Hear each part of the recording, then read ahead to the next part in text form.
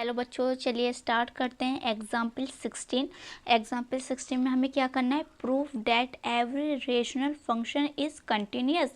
जो rational function होते हैं वे कंटिन्यूस होते हैं, तो हमें ये क्या करना है, प्रूफ करना है कि कंटिन्यूस होते हैं या नहीं होते। तो चलिए हम यहाँ प्रूफ करेंगे।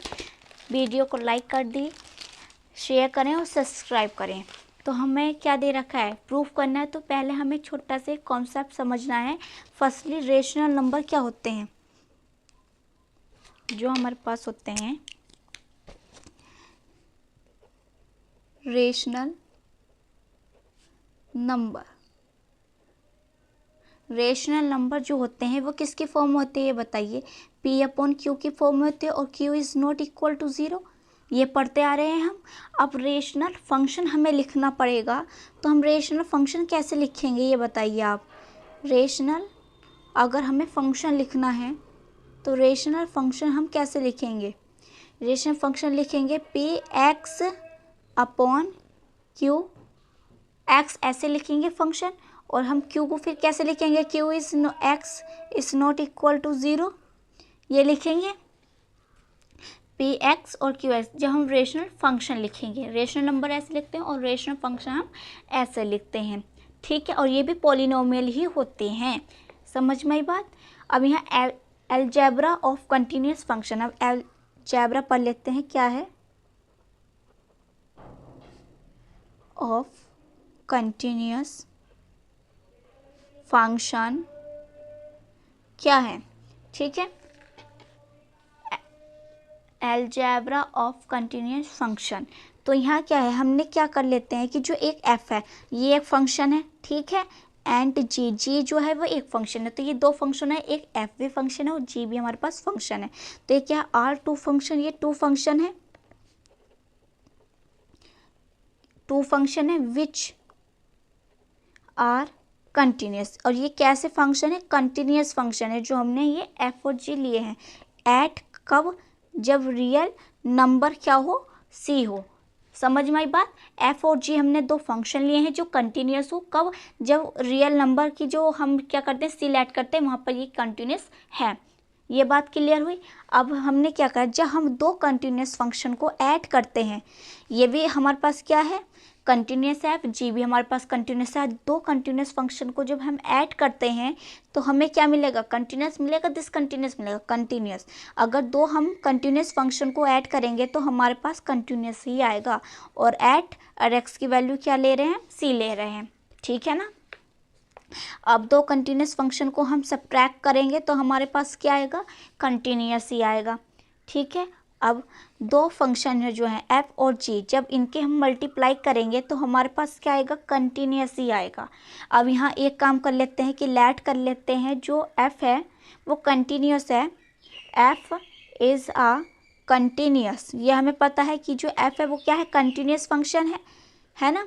एफ हमें पता है कंटिन्यूस फंक्शन है, पर एफ को यहाँ लेट कर लूँ लैम्डा के बराबर, और लैम्डा फिर जी हो जाएगा एफ की जगह। तो ये बताइए कंटिन्यूस होगा, ये भी कंटिन्यूस ही होगा। ये सिर्फ समझाने के लिए है। अगर मैं इसे भी लेट कर लेती हूँ तो ये भी क्या होगा, कंटिन्यूस ही होगा।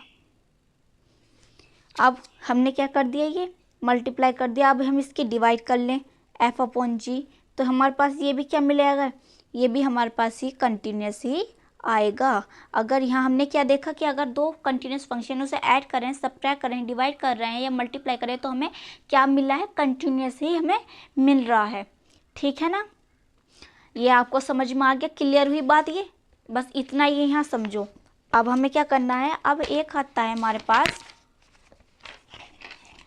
Composite function. कंपोजिट फंक्शन क्या होते हैं,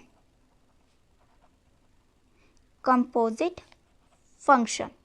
अब कंपोजिट फंक्शन जो होते हैं वे क्या होते हैं, वे होते हैं कॉम्बिनेशन टू फंक्शन का जो कॉम्बिनेशन हो, दो फंक्शनों से कंबाइन कर दिया तो उसे ही हम क्या करते हैं, कंपोजिट फंक्शन कह देते हैं। जैसे हमारे पास क्या है, जैसे जी इज़ कंटिन्यूस, जो जी है वो कंटिन्यूस है एट सी पे। एंड एफ जो है इज़ कंटिन्यूस, एफ भी जो है वो कंटिन्यूस है एट,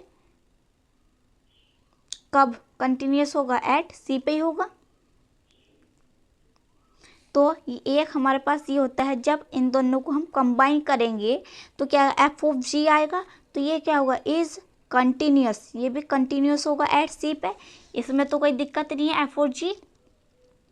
समझ में आई बात। जैसे यहाँ एक एग्जाम्पल ले लो, हमारे पास क्या है, एक एग्जाम्पल ले लेते हैं हम। यहाँ हमारे पास क्या एफ एक्स है, एफ एक्स क्या है, साइन 2x है। ठीक है, ये हमारे पास क्या है, ट्रिग्नोमेट्री है, और ये हमारे पास क्या है, पॉलिनोमियल है। ये हमारे पास ट्रिग्नोमेट्री है और ये हमारे पास क्या है, पॉलिनोमियल है। तो ये बताइए, ये टू फंक्शन है टू फंक्शन, और टू फंक्शन का कॉम्बिनेशन क्या होता है, कंपोजिट फंक्शन होता है। समझ में आई बात। तो अब हम कैसे निकालते हैं, देखो यहाँ एफ ऑफ जी आप समझ रहे होंगे क्या है। तो देखो एफ ऑफ जी हम कैसे लिखते हैं, f of g equal f लिखेंगे, फिर ब्रैकेट, फिर ये लिख देंगे हम, ये एफ ऑफ जी ऐसे लिखते हैं। और जी ऑफ एफ कैसे लिखते हैं, बाहर जी रहेगा, अंदर एफ, सेम एज ऐसे है। क्लियर हुई बात, समझ में आया। अब हम जब वैल्यू पुट करते हैं, हम वैल्यू पुट कैसे करेंगे, जैसे इसमें अब एफ क्या है यहाँ ये बताइए, यहाँ एफ क्या है, एफ हम यहाँ ले रहे हैं जी ऑफ एफ, अगर हम लिखेंगे या एफ ऑफ जी हम लिखेंगे तो एफ क्या है हमारे पास, साइन है, साइन लिखो, फिर क्या लिखेंगे जी एच, फिर जी एच हमारे पास क्या है, ये है, तो हमारे पास क्या आएगा, साइन 2x आ जाएगा। ये ऐसे लिखेंगे। ठीक है, क्लियर हुई बात। अब यहाँ कैसे लिखेंगे, देखो जी क्या है, यहाँ 2 है, 2 लिखा हमने यहाँ, और ये एफ एक्स ऐसे रहेगा, और फिर हमारे पास यहाँ क्या आ जाएगा, 2 साइन x आ जाएगा, जी ऑफ एक्स। ये हमारा ऐसे हमें देखते हैं कि ये कैसे हमने डिफाइन कर लिया। ये समझ में आई बात आपको, बस यहाँ आपको यही समझना है, इससे अलावा और आपको नहीं समझना। ठीक, तो अब हम आते हैं, हम प्रूफ करते हैं। तो rational function is given by, हम यहाँ लिखेंगे। अब ये तो आपको कॉन्सेप्ट था थोड़ा समझने के लिए, अब यहाँ हम सॉल्यूशन कर रहे हैं। रेशनल फंक्शन, जो रेशनल फंक्शन होते हैं, एफ इज़ गिवन बाय, हमें क्या गिवन है, एफ एक्स जो फंक्शन है P x upon Q x. ठीक है, और ये क्या होगा, इस नॉट इक्वल टू 0, यहाँ जी ले रहे थे क्यू ले लिया, कोई इसमें परेशानी वाली बात नहीं है, कंफ्यूज नहीं होना। आप जी लिख लो उसमें भी कोई दिक्कत नहीं है, क्यू लिख लो उसमें भी कोई दिक्कत नहीं है। तो इस नॉट इक्वल टू 0 यही पढ़ा। तो यहाँ लिखेंगे since p x and q x are polynomial. ये क्या है, पोलिनोमियल है। ठीक है, पोलिनोमियल फंक्शन है। And we know that polynomial function, जो पोलिनोमियल फंक्शन है, आर कंटिन्यूअस, वे क्या हैं, कंटिन्यूअस हैं एट ऑल रियल नंबर्स। ठीक है, ये क्या है, कंटिन्यूअस है ऑल रियल नंबर्स पे। क्लियर हुई बात। तो हम यहाँ कह सकते हैं कि जो एफ है, F is continuous, F is continuous at all the domain of F. F माने फंक्शन, डोमेन माने इनपुट, क्या इनपुट है, मतलब हम क्या पुट कर सकते हैं, और आउटपुट जो निकलता है वो अलग होता है। ये क्या है, डोमेन इनपुट। तो ये कंटिन्यूअस होगा, इसके अलावा और यहाँ डोमेन का कोई रोल नहीं है। समझ में आई बात। ये हमारा सॉल्यूशन है और ऊपर का कॉन्सेप्ट था। ठीक है ना, तो ये हमने प्रूफ कर दिया। ये इसमें ये थ्योरी हमें लिखनी है। तो ये हमारा आंसर आ गया है। वीडियो को लाइक करें, शेयर करें और सब्सक्राइब करें चैनल को।